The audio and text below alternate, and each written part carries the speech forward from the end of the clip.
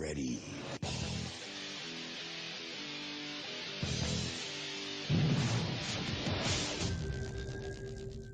Hello, everybody, and welcome to the Parishscope. This is the podcast that acts as an arm to the newsletter for St. John San Prairie under the same title, the Parishscope. I'm Pastor Chris Sansom. And I'm Casey Dreamus. I'm the Creative Worship Director at Our Savior Lutheran. Well, all right. Well, we've been we've been working here just to kind of get a few headlines out. Like, we've been working here and kind of separating portions of the podcast out and making like sub podcast, if you will.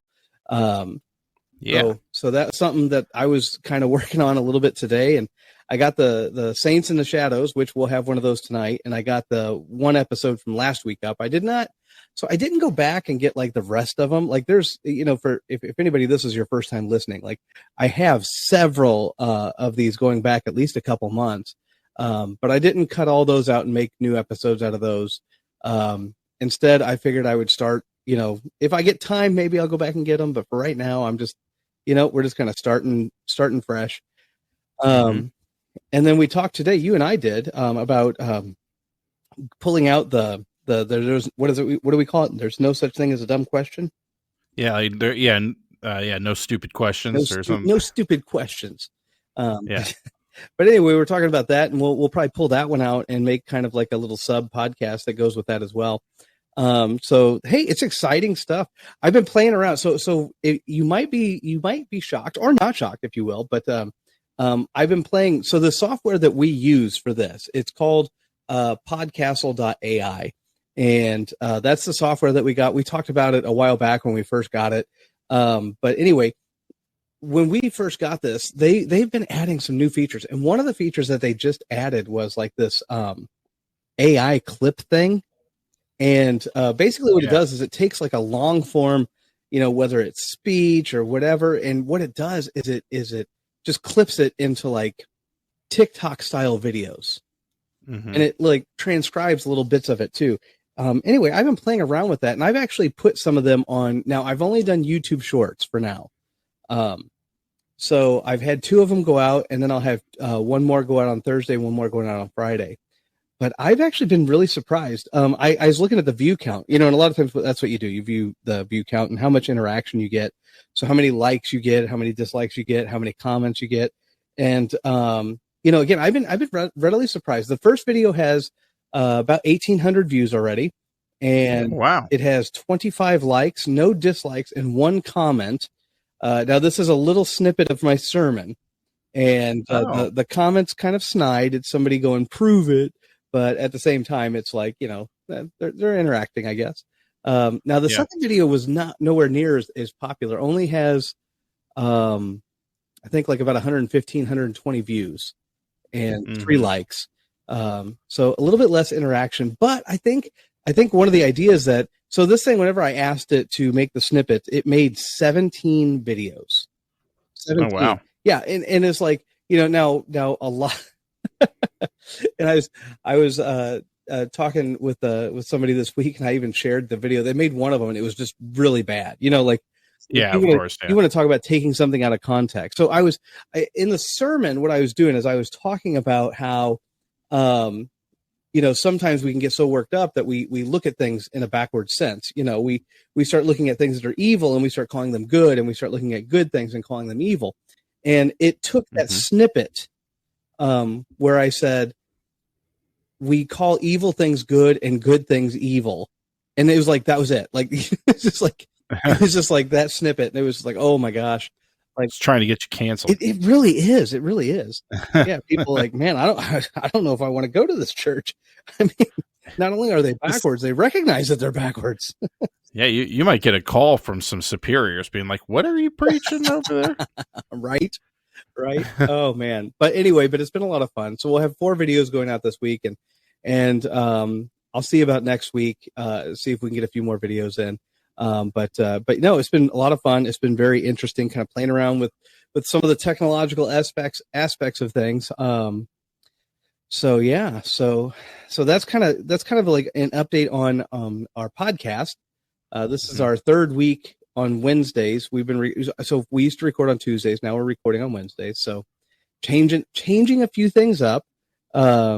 So that's been positive. So now usually we start with current events, and obviously, I mean, like news with our podcast, that's current events. But Right.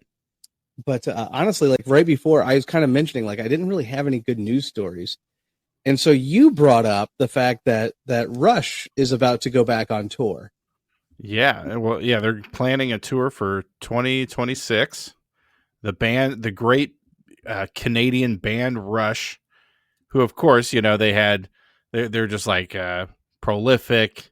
Geddy Lee is amazing bass player, and has this like kind of unique, crazy voice, and of course Neil Peart, I think is the actual pronunciation. Yeah. He was this legendary drummer who unfortunately he passed away, Okay. and so they have enlisted this lady or gal, and her name is Annika Niles.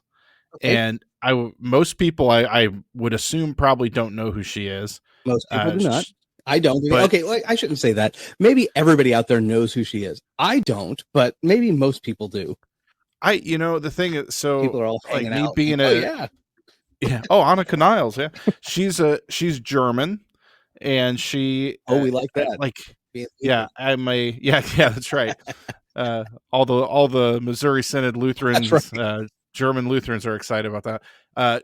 But I heard her on a podcast. This was back, I mean, probably 7 or 8 years ago. I heard her on a podcast, like a drummer podcast, Yeah. being interviewed.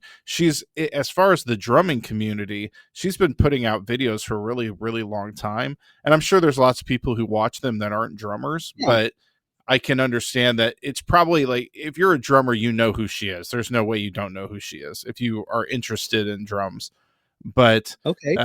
so it's just interesting because I was saying to you that there's a lot of comments online that are, of course, there's people who are like Neil Peart was considered one of the greatest drummers of all time. So there's a lot of people who are commenting like, well, she better be able to, she better like meet my expectations, or she Yeah. better not Yeah. like, uh, crap all over Neil Peart's amazing writing and all this stuff. And it's funny because all these people are commenting this, but every drummer I know, every famous drummer who I follow on like a social media or anything, every single one of them is posting videos like, "Oh my gosh, good for you, Annika. We're so happy for you. You're going to Yeah. crush it." Yeah, it's cool to see like just such a positive community. Like I've been a drummer a long time, and there's always drummers, as far as once you get past a certain stage, there are always egos and competition a little bit when you're young because you're feeling insecure. But once you kind of come into yourself and like, okay, this is I'm okay, or here's where I'm good at, Yeah. or whatever, you stop being so judgmental or like trying to tear others down. And so it's cool to see the drumming world just be really, really positive towards her.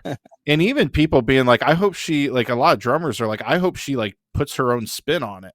I Yeah. hope she like does what she wants and doesn't just sit like think she has to play note for note what he played.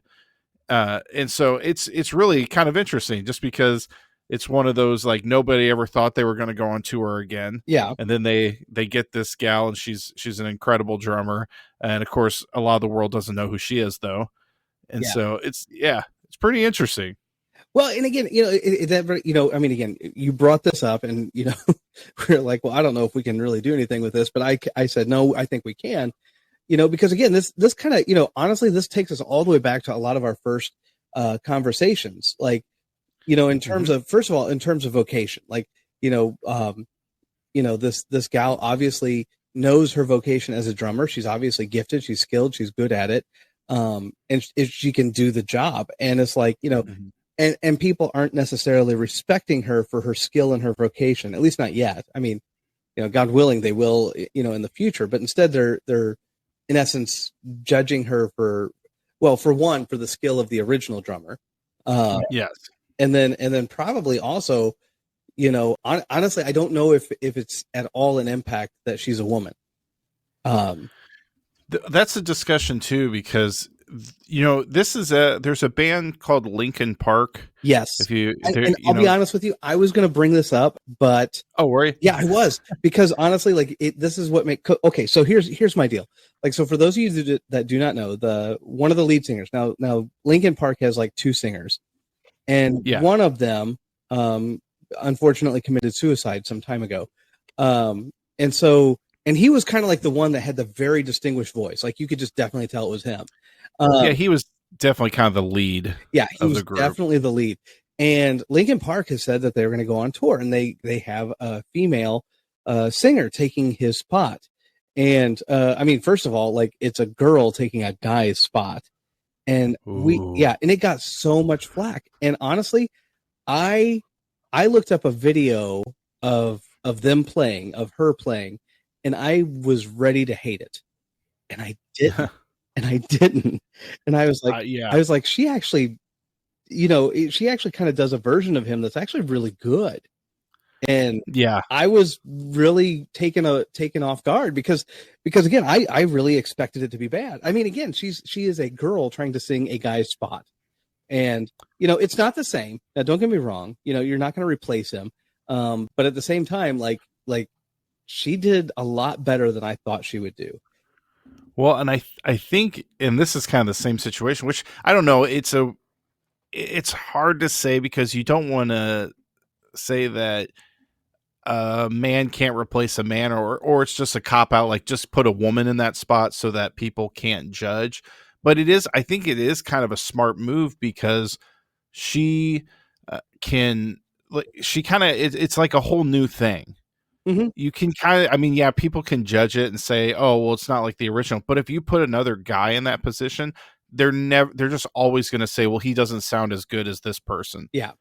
And of course, there's still those people saying that about her. But I think it's just different enough that you can almost, like anything new they put out, you can just say, oh, yeah, well, like it's a different singer. This is a whole new style. Yeah. It's a whole new thing.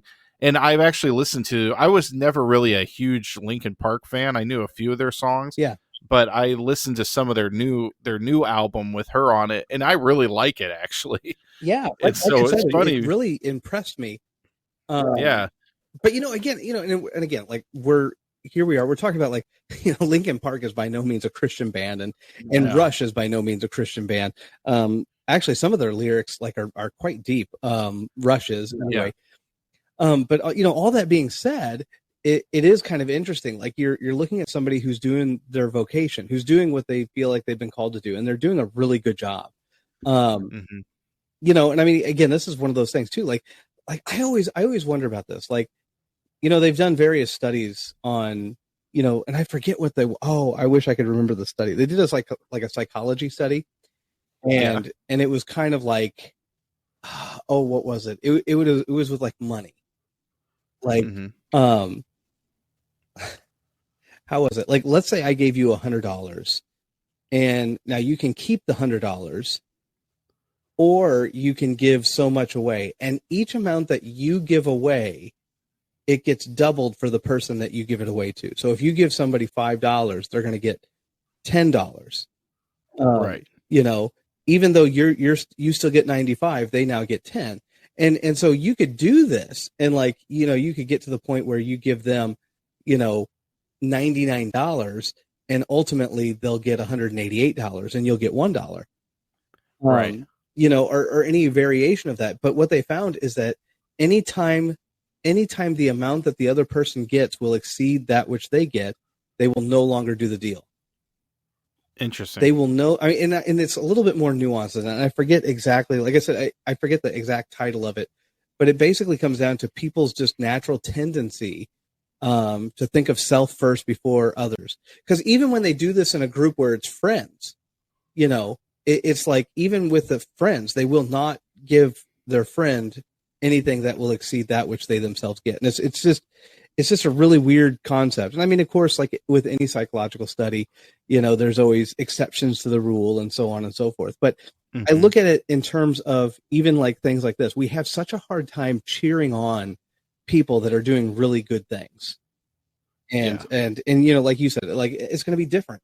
But yet at the same time, like we have certain bands, and certain bands that a lot of people actually know the other lead singer more than they know the previous one, Yeah. And it's like, I think the one that makes that I go to immediately is AC/DC. Oh yeah. Like AC/DC's singer, their lead singer died like of alcoholism. I mean, I believe he pretty much, I think he pretty much drank himself to death at an early age, so to speak. I won't go into details, but I think it's gross. But most people don't know a lot about the original lead singer. They know about the lead singer that took up after him. Right. And I think his name is Brian, but honestly, I could be completely wrong on that. I think so. I think you're right. Yeah.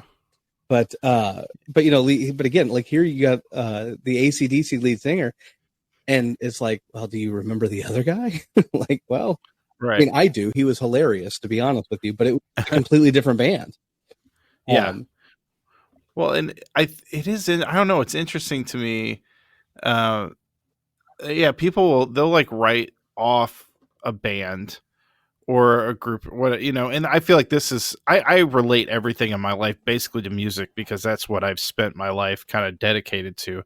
So like to me, when I say band, I almost could compare it to like, oh, the lead singer is even like a preacher or a pastor. I mean, that like, a new pastor comes in and some people are like, oh, it's just not the same, and sometimes it's not even because the sermon's bad or anything. It's just that they're not even giving it a shot because they like the other guy or whatever that may be. But I do, it is interesting that I saw this band, one of the first band I saw when I worked at a concert venue was the band Night Ranger. And if you don't know, I don't know if that name I don't know rings a bell to everybody. Their big hit, they have a couple hits, but the big one that most people know is called Sister Christian. Oh yeah, I know that one. Yeah. Sister Christian all the time, Yeah. motoring. Yeah. But the thing that I thought was interesting is they still are making albums. Yeah. Like they still, and no one buys. I mean, they have a very devoted core fan base that does buy their stuff. And at the concert, I thought it was really interesting because the singer kind of gave this a little bit of a speech where he talked about something about like living in the glory days, and then he went into how we have to keep breathing and we have to keep moving on in life, and part of that for us as musicians is we have to be creative, and because that's who we are. Like that's why we fell in love playing this music. And he basically gave this whole speech to justify the fact that, hey, we have new music. Because that's what we do. And so he won the crowd over. Yeah. They were like, by the time he got done with this whole spiel, they were like ready, like, all right, let's hear something new. Like, let's hear what you got coming out. Yeah. Because, and it's true. It's like when you kind of put it that way, like, these people want to, they want to create something. They don't want to just play the same song every single night. And of course, 99% of what they're playing is the same stuff because they have their hits, but they want to play one or two songs that are new just to like do something a little differently. Yeah. And it's, I don't know, that always impressed me because they did a really good job at convincing the crowd to give it a shot. And I even I'll go back and listen to that song because I remember it so well. Yeah. And honestly, you listen to some of those people's newer albums and they're actually really good. They're just not going to be they're not going to get any radio play. They're not going to go anywhere because just nobody's paying attention to them anymore with their new stuff. But I don't know. All that being said, I feel like if you can kind of give, if you can relate in that way to an artist or to a band or whatever in life, your pastor or, your worship team or whatever, you can kind of, those opinions of like, oh, it's not going to be as good as this. I try as hard as I can not to get myself in that mindset. I try to always give the new, whatever this new thing is, I try to give it a fair shot. Yeah. Yeah. Well, I'll say a couple things to that. So first of all, like earlier on in the conversation, I was racking my brain because I knew there was another big band that was like huge that nobody knew who the original singer was, and only anybody ever knew the second singer. And that band was Genesis. It took a while for me to figure it out. Oh yeah. because Peter Gabriel was the first singer, and then when he Right. left, they asked Phil Collins. the drummer, who was the backup singer, to help find them a new singer. And then when they couldn't do it, they finally said, "Well, the drummer is doing really good, so why don't we just make him the lead singer?" And that's how Phil Collins Yeah. got his start. And that was when I was racking my brain. But then as you were talking, it got me thinking, because here's another big one, and this one is me. Like, so this is totally me. When I first moved here, and I mean, so this wasn't that long ago, like 10, 11 years ago, I was not a big Nickelback fan. And Oh yeah. and a huge part of the reason for that was because every Nickelback song to me sounded the same. It just did. And Yeah. so for the longest time, and I do mean the longest time, and it was actually my wife who said, no, you got to listen to their other stuff. And I was like, what other stuff? Doesn't it all just sound the same? And like they got some really good stuff out there. Right. It's like, it's just not mainline. It's just not. Yeah, they write the few that need to. I feel like they probably write a couple that they know. Okay, this is going to get the radio play. Yeah. This is going to get and then they write their other songs that they want to write. Yeah.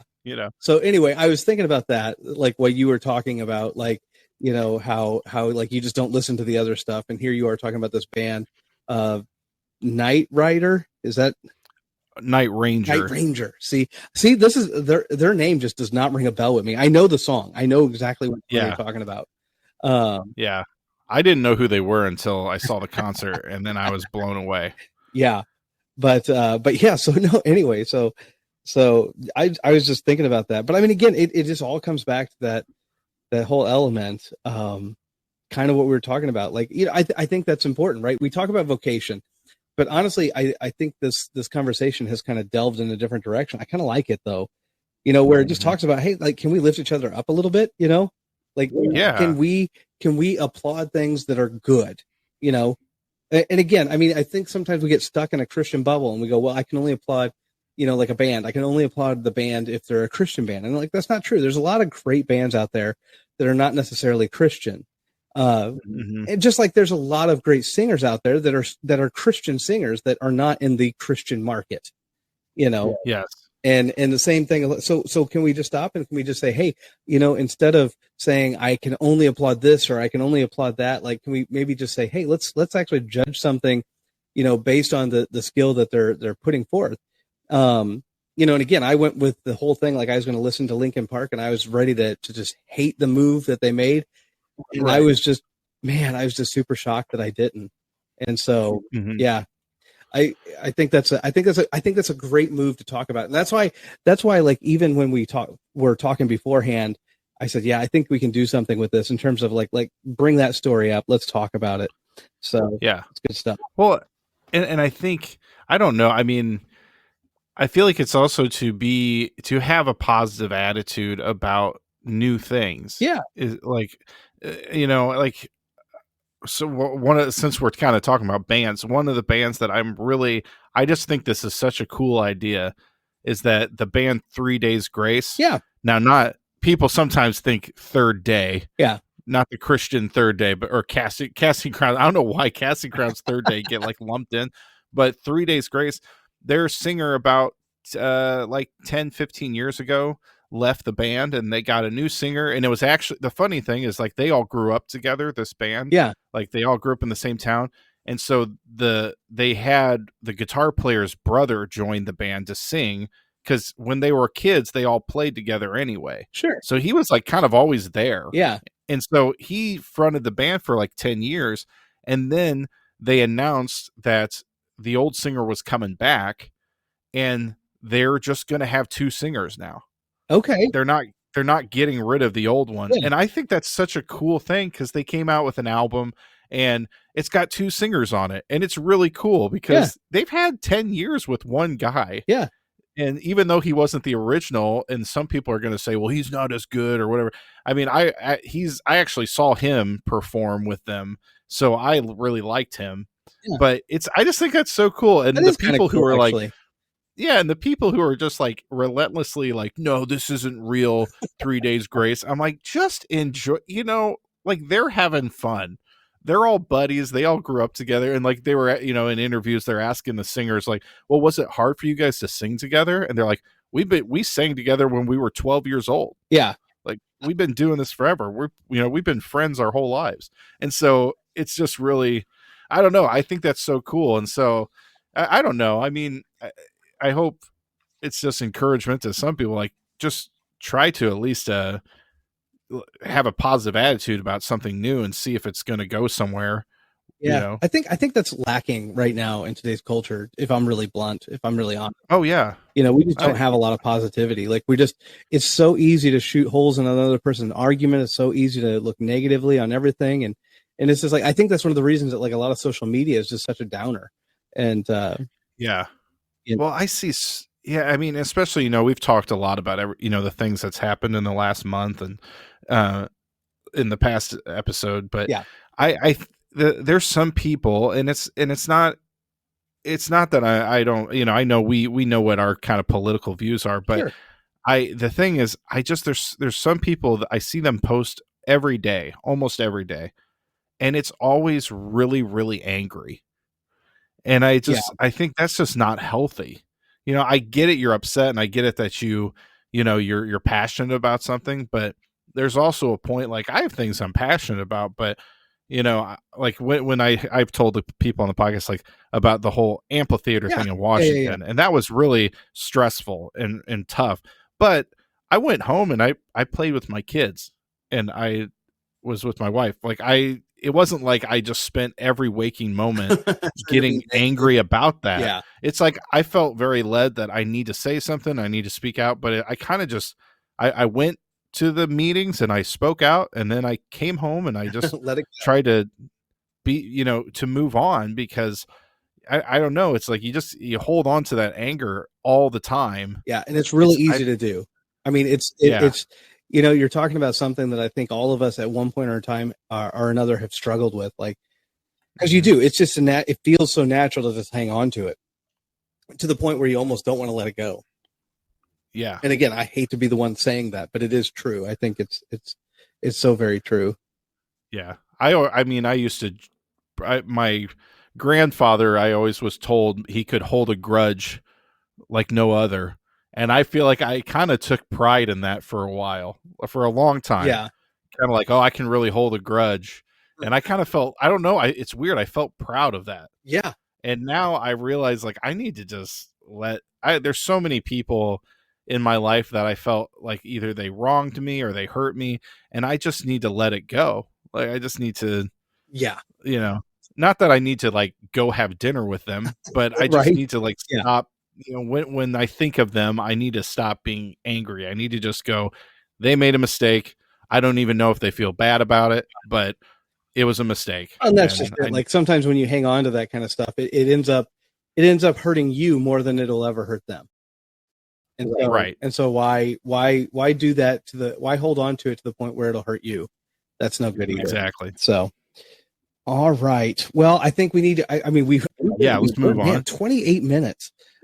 Who knew we'd talk about Rush and 3 Days Grace and Linkin Park for that long? All right. Now I'm going to hit this little button here and see what it does. Ooh, I made a mark.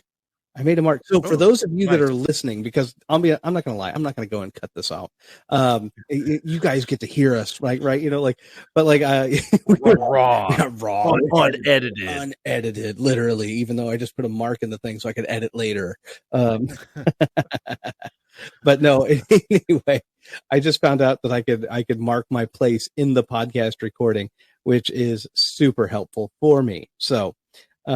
Anyway, without further ado, we're going to move on to our next section. And I think this is the no dumb questions. Yeah. So what do you got? What do you got for us tonight? All right. Here's my question. Because to be honest, I don't know a lot about if the Bible talks about dating advice. Ooh, dating advice. Because throughout, I mean, there's like, you have the. I can't remember who it was that had like 1,000 concubines, or Solomon, yeah.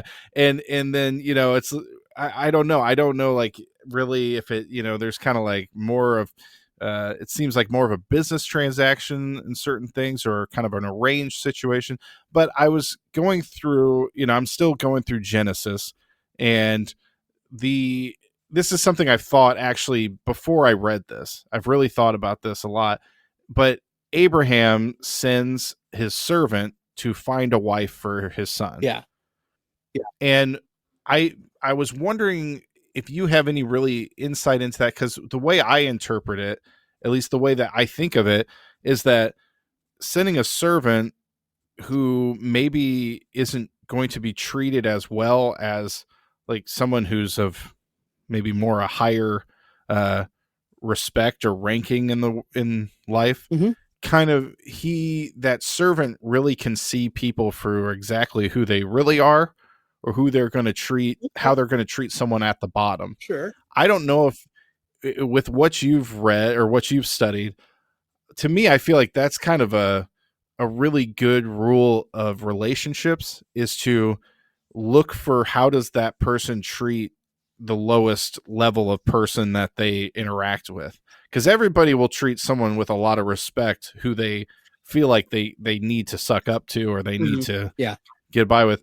But when it comes down, I feel like that's something I've observed in my life a lot, is the person who, is, or like a friend of mine who would start dating a girl who, he's head over heels for, but then I can see her making fun of people, like making fun of somebody who's, maybe like poor or something. And it's like, man, they just don't seem like a good person to me. Yeah. And then kind of lo and behold, I feel like I was always sort of right.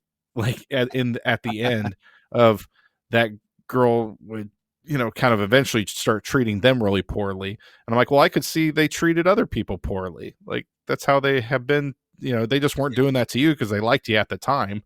Yeah. And so I don't know. I didn't know if, I don't know if there's other parts of the Bible that I just have not gotten to or haven't heard that really give like dating advice, but is that something you would say is kind of like makes sense, or am I putting a lot of thought into something? Well, I'll say this. Probably is a bit of a stretch. I'll say this. I've never thought of it that way, but that doesn't mean you're wrong. It just means I've never thought of it that way. So it might be something that even I need to go back and do a little bit more study on. I've never like researched the Bible in terms of dating advice. So, I hate to admit it, but I don't know if I just know a lot about this topic. I know how they handled things in the ancient world. And I know part of the reason that, we will run into issues. So if we go throughout scripture and look at it like a lens for dating advice, and honestly, we're probably going to find ourselves in a little bit of trouble, because the Bible just is not, in terms of dating, it's just a different world. Right. They don't look at love the same way you and I look at love, or the way that most Americans and Europeans look at love. It's not looking at that connectedness in the same way. Paul talks about marriage quite a bit.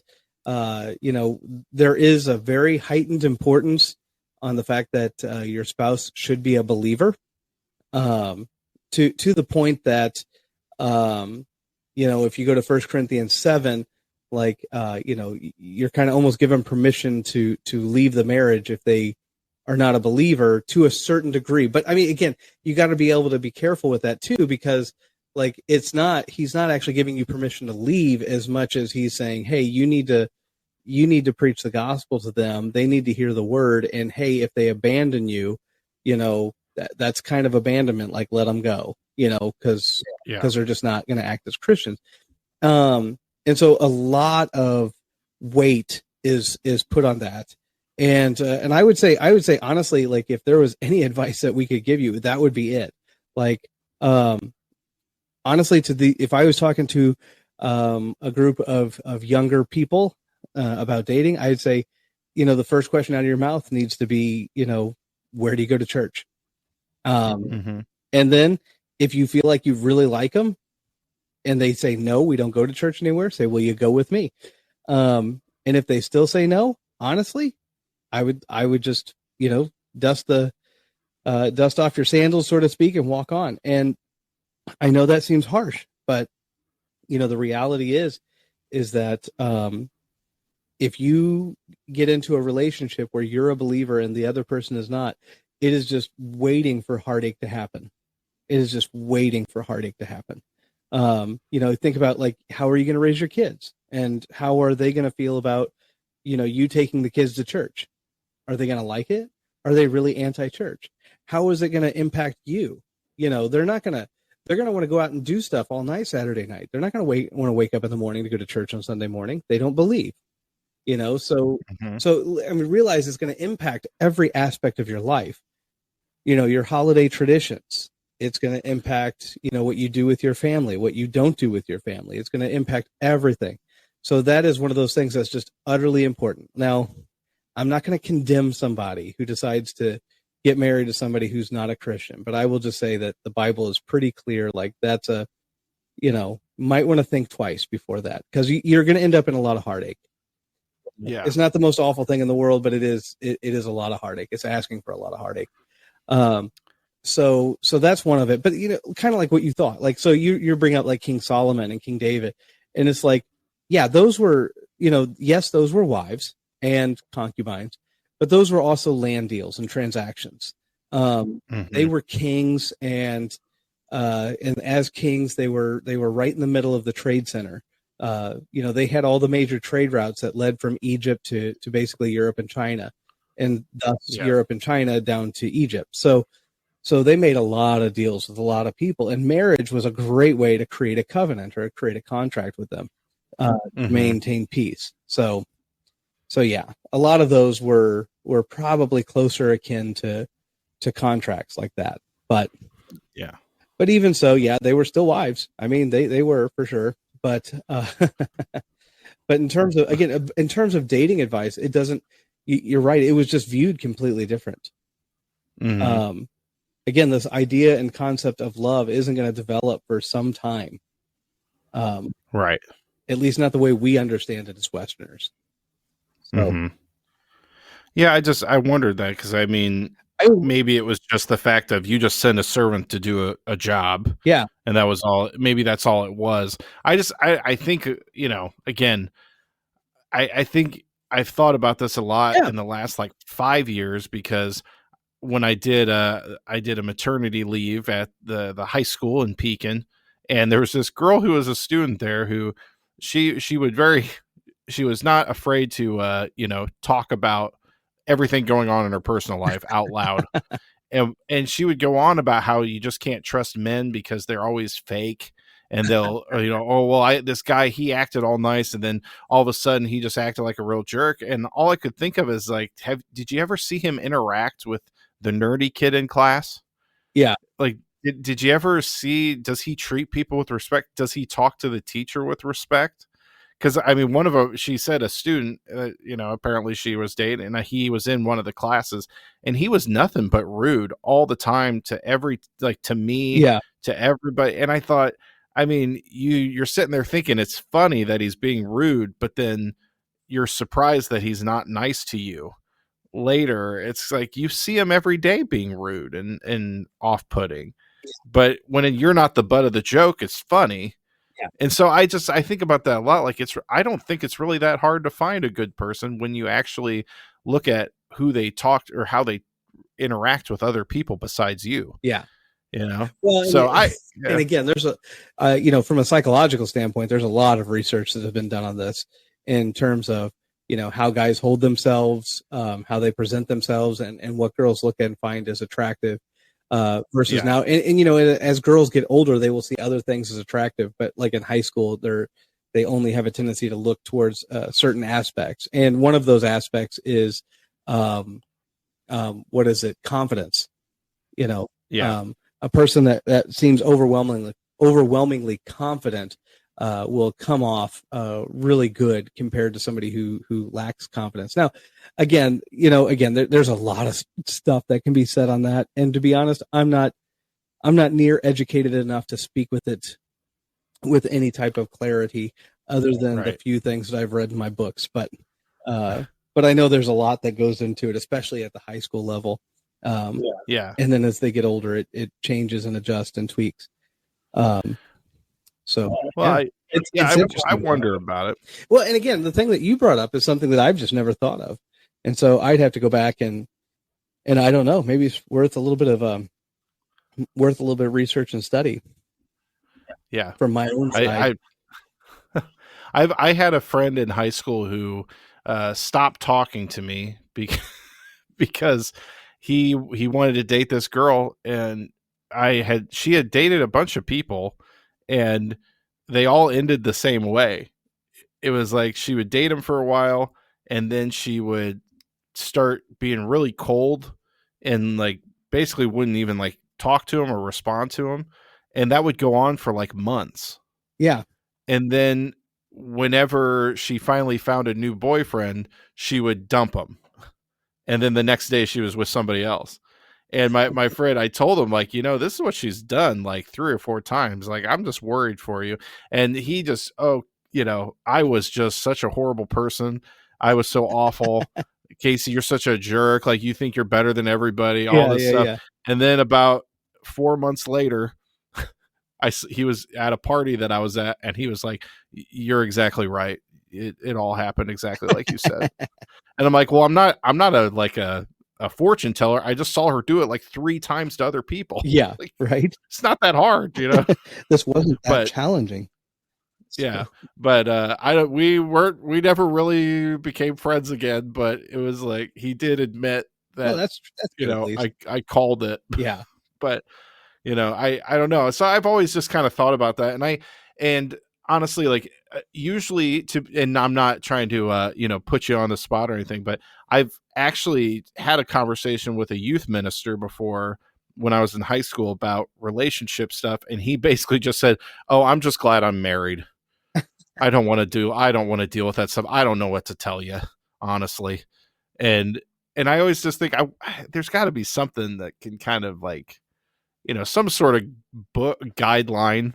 Well, and to be honest with you, though, there's some problems with, so there are some books out there, but they're just riddled with issues.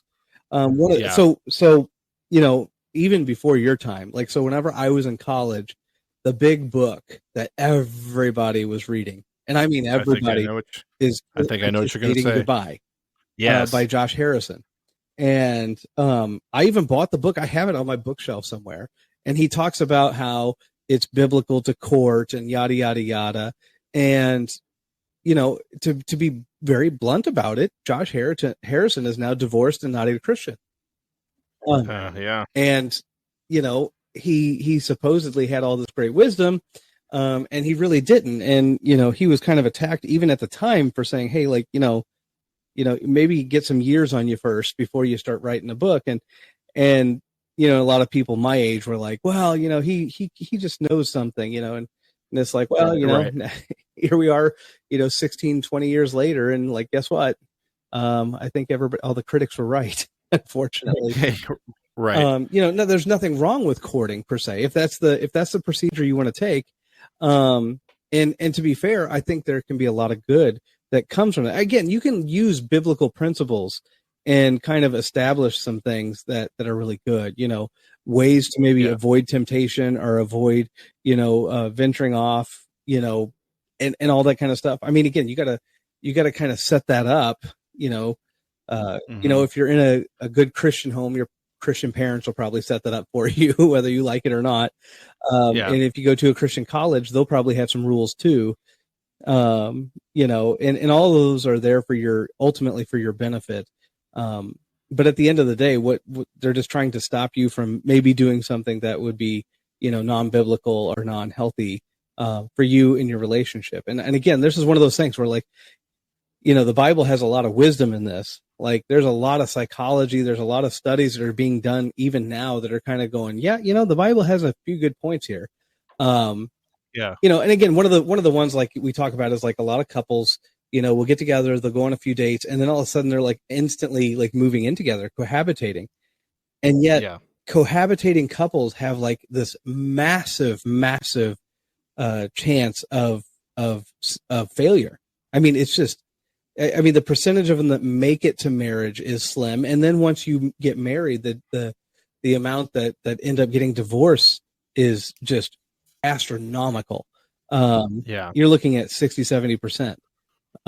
Yeah. It's just so high, and psychologists have tried to figure it out, and they got different theories and stuff like that. But, at the end of the day, it's like, these are just good principles, and the Bible's not specific like that. Like, don't go looking for the verse that says, don't cohabitate with your boyfriend or girlfriend. Like, the Bible doesn't have that, but it does talk about how, avoiding temptation. It does talk about making sure you're presenting yourself as, somebody who is holy and pure. And again, once you have a live-in partner, like, it's hard to do those things. So, Well, I got one more quote. I know we got to kind of move on here soon, but I got one thing that I heard someone say. And of course, you hear a lot of things online, and who knows how much of this is based in biblical, or if they're just kind of making something up that sounds good. Yeah. But I heard someone talk about, they said, about the whole waiting before marriage, or waiting till marriage to have, I don't know. Are we allowed to say the word? Anyway, this is our podcast. We could do it. This is our podcast. To have relations. Yeah. Okay. Physical relations till you're married. And the person said that someone made a comment like, well, that's just dumb. If you're committed, you should be able to do it whenever you want, whenever you're ready. And he said, he responded with, do you think waiting till marriage is for the other person? He's like, no, the waiting till marriage is for you to prove that you can be faithful. Is like, if you can't even stop yourself from all your urges before you're married, how are you going to resist them when you're married and you're, some person outside of your marriage is tempting you? And I don't know if that has any biblical context. It sounds really good. It sounds really nice, Yeah, but it sounds really nice. I the way I look at it is, I kind of look at it like this. And that is to say, until there is a lifelong commitment, you should do nothing that takes a lifelong commitment. Mm-hmm. Coming together and having relations is something that's designed by God to create children, little babies. And they're blessings, and they're wonderful, wonderful things. If you're not ready for that, then you shouldn't be doing that. And if you're ready to have little babies with your partner, then why wouldn't you commit your life to them? Why wouldn't you? And you can, I guess you could think of a couple different things, but honestly, almost all of it will boil down to, you want to make sure you have a route of escape. And therefore, you shouldn't be doing that. Yeah. If you're looking and thinking, boy, I need this just in case I need to escape, that's not fair. That's not fair to that little baby, that little child that could come out of that. You need to have a lifelong commitment. And this is one of those things where it's degraded a lot in our culture. And honestly, there's parts of it that's the man's fault, and there's parts of it that's the woman's fault. And unfortunately, we're seeing both of it. Promiscuity is obviously increased, but you think about this, like, on the one hand, I could talk about the honor of women. Like women used to force a man to, in essence, say that he committed his life to that girl before they did the thing, and, women in that regard were very bold and audacious, and they were like, no, you're going to commit your life to me before this happens. But even in that regard, like, a lot of times the men were expected to have, machismo and so the boys were like kind of let off the hook. And it's like, well, that's not really right either. Like, men need to be men. And one of the things that men should be really good at is making a decision, standing their ground, and come hell or high water, they're going to protect their family. And you can't do that if you're still a playboy. You can't be, you can't be a man if you're a playboy. You just can't. And so as far as I'm concerned, like, these guys that are out there being players and yada, yada, yada, they can think of themselves what they will, but they're not men. They're just not. So, and that's not to say that you can be a man and not, be married. but you can't be a playboy and be a man. You just can't be. Yeah. Oh, that's great. So, well, we gotta get on to the next section. Sorry, we're just getting long. Things are going longer and longer. All right, so we're just really in a rush. We got the new music ready. I mean, so here we are. Hit it. Welcome now to Saints in the Shadows. Hear the stories of the saints. Learn about things you never knew. See if you can figure out who the saint is before the end. All right, there it is. That's dramatic. It's dramatic. I like it. Dramatic. All right, here we go. It is possible that you have seen depictions of today's saint in the shadows. He certainly fits that title. Maybe you have even seen a statue of him during Halloween, or maybe not. I know for me that I did not know about him until getting ready for the podcast tonight. I had heard the name, but I couldn't have told you much more than that. I had seen the statue, but I never knew that the name associated with it. We are talking about someone that our Catholic brothers and sisters might call one of the 14 holy helpers. Those are saints that the Catholics at times call upon to help with specific things, in this case, headaches. However, I wouldn't recommend praying to this, or in this case, any saint.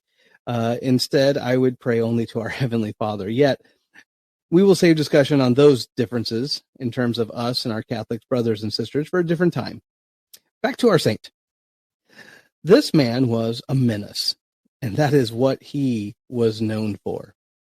In the 4th century, he was sent to a place called, and I'm going to mispronounce this, Lutetia. Well, that's how it looks like it should be pronounced anyway. And he went there with a few of his fellow workers. And once there, well, he was a menace to all the pagans that were there. You see, a ruler by the name of Decius had begun to persecute Christians in the area. And they had all but dissolved the church until this menace got there. He was so effective at preaching the word and having people convert, he became the first bishop of Paris. Yes, that Paris. For that is what we called Lutetia today. We don't want to get confused, so instead of using his full name, I'll simply call him by his nickname. The Menace, or well, Dennis. Dennis the Menace. Dennis the Menace was all that his name entails. Eventually, Dennis, along with all of his others, came with him, that came with him, were sentenced to death. Dennis was beheaded. Now, like many of these folks, there's more to the story. It is a bit gruesome.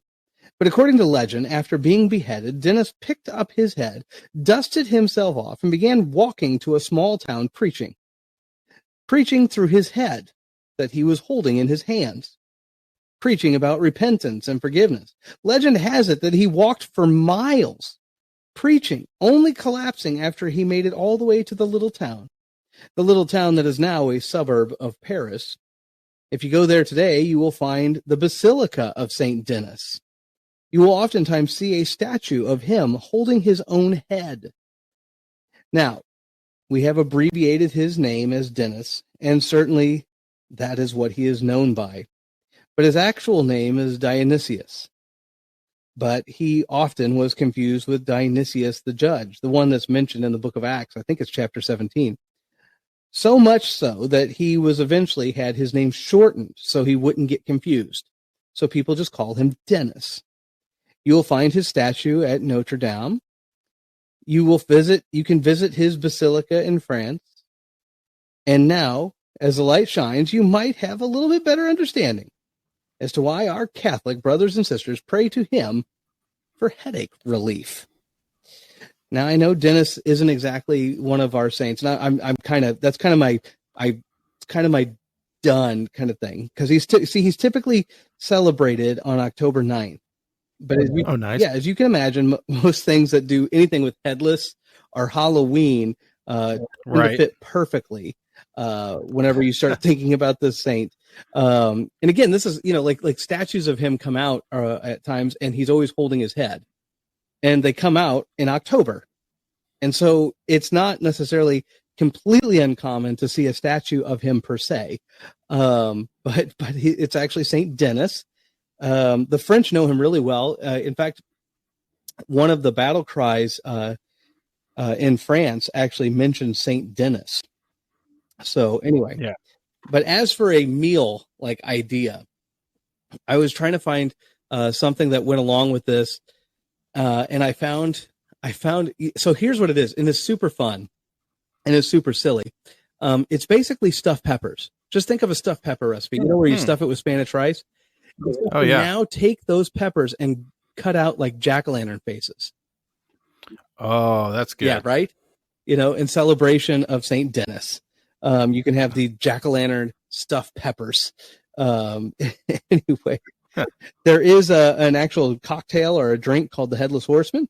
You put ice into a tall glass or a highball glass. You add 2 ounces of vodka, 3 dashes of bitters, and then you take the rest and you fill it up with ginger ale. And then you top it with an orange slice. And it's called the Headless Horseman. Again, anything dealing with headless seems to work here. Now, before we move on, I did want to kind of say, because like I'm, as you know, I'm putting these all in their own separate podcast now, and I realized that I don't ever mention anything. Like so the way the meal and stuff works for me is I usually read. Now I have 2 books that I read. They're both printed by a guy by the name of Michael Foley, and one of them is called Drinking with the Saints, in which he gives a cocktail for various saints. He's very Catholic. The book is very fun. And honestly, if you're just looking for an excuse to maybe, step out of your comfort zone in that regard, I would recommend buying that book. They even have a Kindle edition. And the other one by him, he works with a couple other guys, and it's called Dining with the Saints. And what I've done is they have like little recipes and stuff in there. Now, a lot of times for these podcasts, I will actually say, oh yeah, I looked it up and here's one of the things that he recommends or whatever. I'm trying hard not to necessarily give the full recipe if it's in the book. I don't know how that works with copyright, and I don't want to find myself in any type of copyright infringement. Right. But that being said, like a lot of these, like even tonight, this one I just found online, and I just thought, man, this is just awesome. So they didn't have anything in the book per se, but I was like, I could probably create something, and so that's what I went with. So anyway, so there you go. Nice. And so that is the end of, oh, wait, here we go.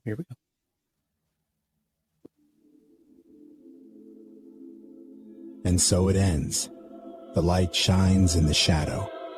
And now you know more about the story of one of the saints of history. Very nice. Yeah, it's very good. Very good. It's very good. So anyway, but yeah, so I got a whole thing that I'm working on in terms of the web page. So I'll be getting that out hopefully pretty soon, and it'll have now 2 episodes after I put in tonight's as well. All right, so we have one more segment we have to get to this evening, and are we ready for that one?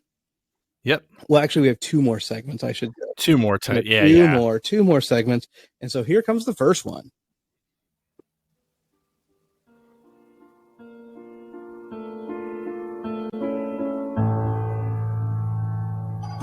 And it's time for Lectionary Loop and our look at the upcoming lectionary texts.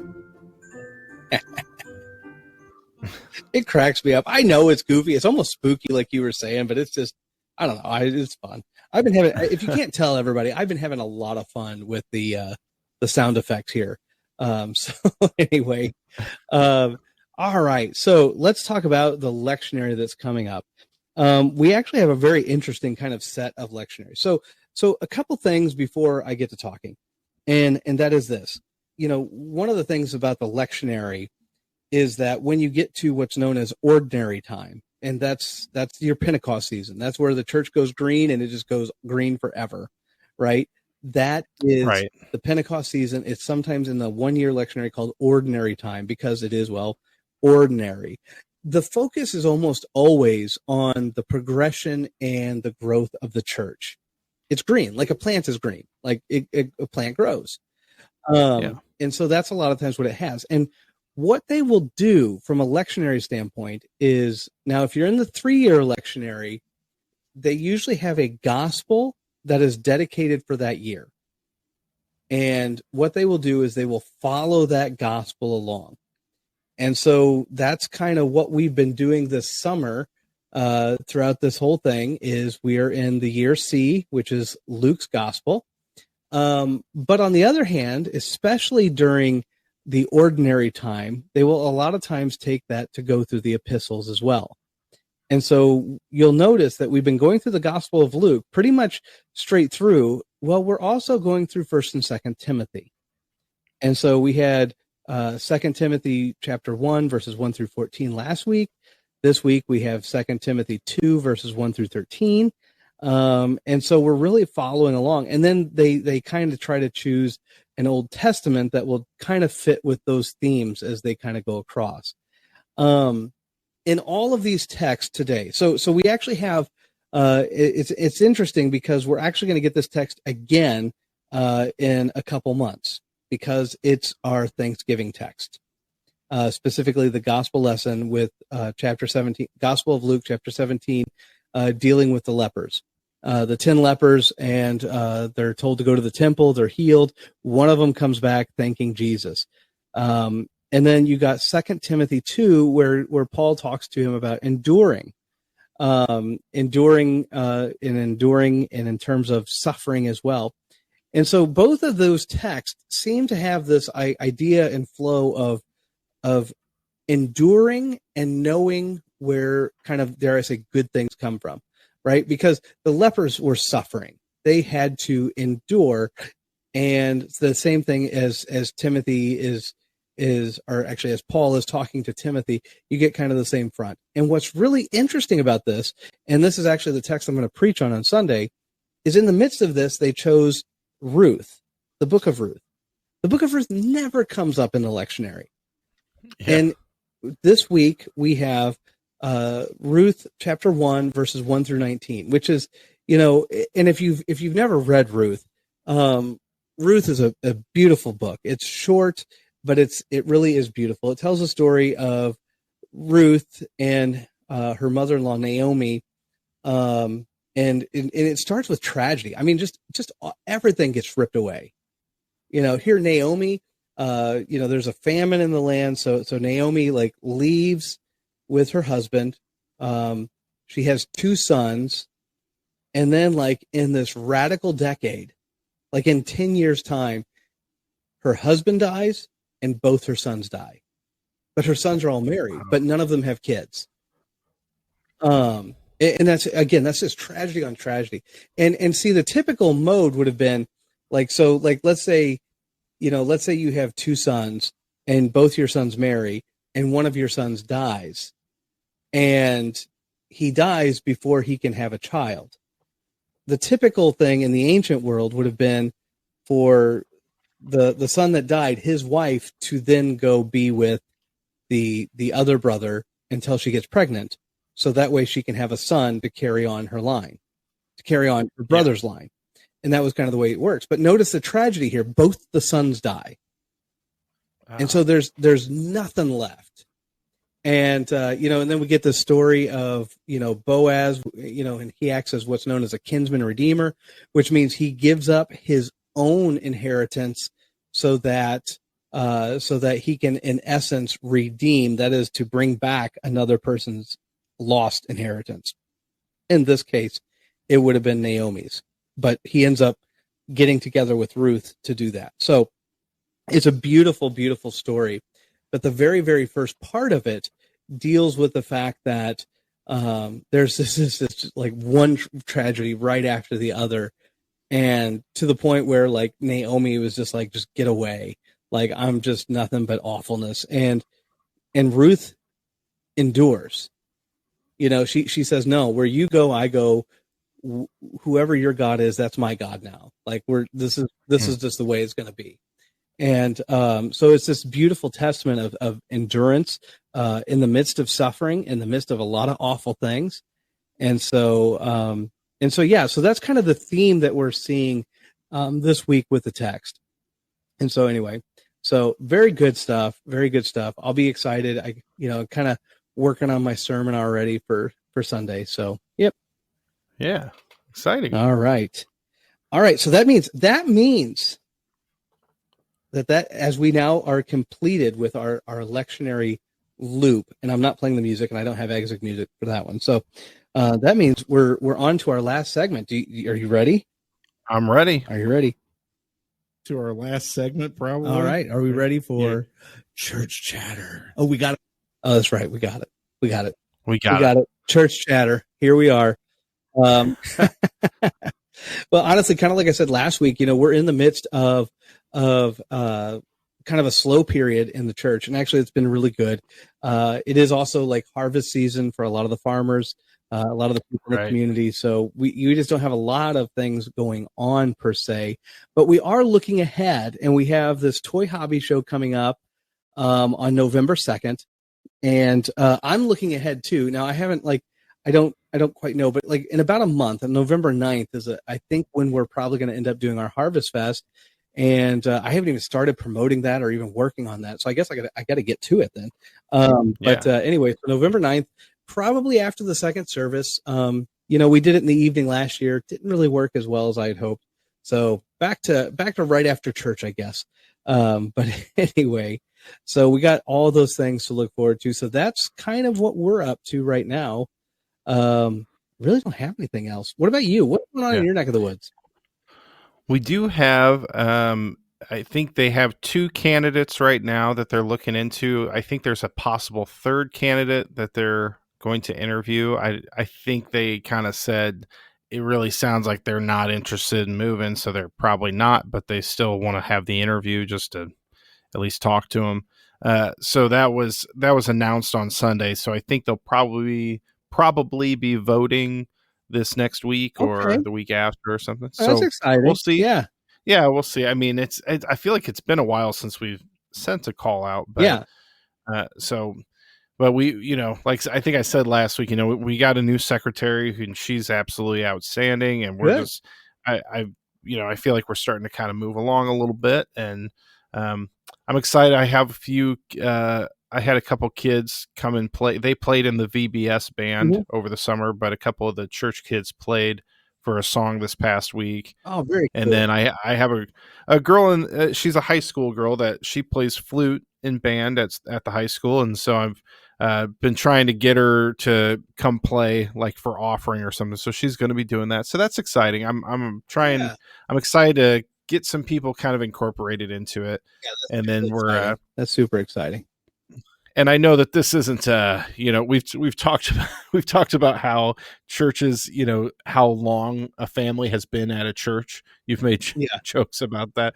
And so on November 2nd, we're celebrating our 60th anniversary as a church, which I know is kind of, no, that's cool. Not much compared to a church with almost 150 under their belt. No, I'm just joking. Yeah. But it'll be exciting. We're gonna have one big service, so it's kind of our chance. I think it's hard when you have traditional and contemporary, sure, because it does kind of feel like 2 separate congregations at times. Yep. And so this is kind of like, hey, this is a great opportunity that we all get to be together. Yeah. And we're going to do cool. a little bit of, So I'm excited for that. We're kind of trying to plan for that already. So right on. Well, all right. That sounds pretty exciting. Hey man, we'll pray for you guys in your call. I hope it works out. Thank you. So we're hoping. I hope. I don't know. I need to look at the candidates. I think they have some bios and stuff, so sure. I need to look at them. But that's about all we got. Besides, we have our vendor craft fair the last Saturday of the month. So all right then. No, that sounds awesome. So, all right. Well, honestly, looking at it, that's all I have. So that's all we got. So I guess this is goodbye. I don't know. I guess I need like an exit song. You know what I mean? Like I have songs for everything else. Like I need. Have you seen? Did you ever watch the Craig Ferguson show? The late night show? Day. Yeah. How he loved to end segments like, "Well, we're out of time. Would you like to do an awkward pause?" And they just sit there and look at each other like, maybe that's what. And hey, you want to have an awkward silence? Yeah. All right. Well, bye everybody. Bye.